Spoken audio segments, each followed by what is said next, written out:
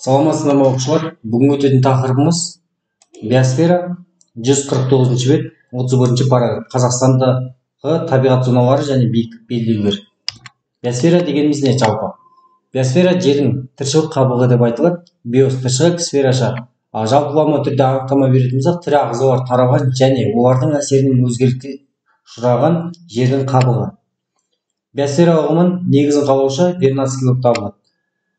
Биосфераның құрам бөліктеріне қарайтын болсақ, тірі заттар, өлі заттар, биогенді заттар, биожанама заттар және радиоактивті заттар, ғарыш кеңістігіндегі шаң тозаң мен метеориттер бұл биосфераның құрам бөліктері болып табылады.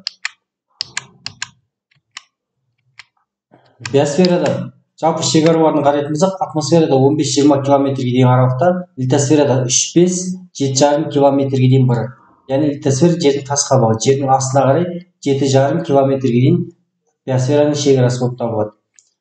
Ал гидросферада 10-11 километр. Өздерің білетіндей, дүниежүзіндегі ең терең мұхит бұл Тынық мұхиты, Мариана шұғылмасы 11,022 метр.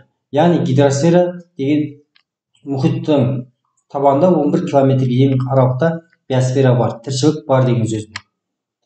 Биосфера шекараларына әсер етуші факторлар бұлар: ультракүлгін сәулелер жоғарғы шегіне әсер етеді және жер қойнауындағы температура төменгі шегіне әсер етеді.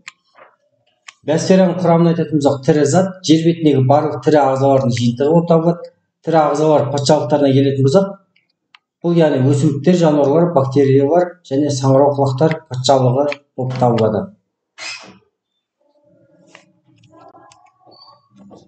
Ары қарай келесі слайдқа қарасақ, келесі слайдта Қазақстанның табиғат зоналары және биіктік белдеулер. Бұл яғни Қазақстандағы табиғат зоналарына байланысты, яғни Қазақстанның 0,4%-ын орманды дала зонасы алып жатыр, бұл Қазақстанның солтүстігінде. Келесі 27% бұл дала зонасы. Яғни мына картадан қарап тұрғандай, Ақтөбе, Қарағанды, Өскемен және Астана қалалары, Қостанай, Павлодар, Петропавл қалалары. Бұл дала зонасы аймағы.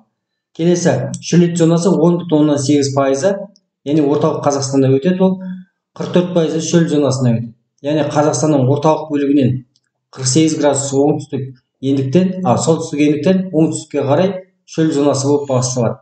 Ал мына түстер таулы аймақтар, яғни Қазақстанның шығысында, оңтүстік шығысында алып жатқан табиғат зоналары. Жалпы Қазақстанның табиғат зоналарына келетін болсақ, негізгі географиялық заңдылықтардың бірі бұл табиғат зоналық деп айтылады. Немістің табиғат зерттеушісі, яғни Александр Гумбольдт, климат пен өсімдіктің өзгерісін талдай отырып, олардың арасындағы тығыз байланыстың бар екенін анықтаған болатын. Яғни Докучаев зоналықтың жалпы табиғат заңы екенін дәлелдеп айтқан болатын.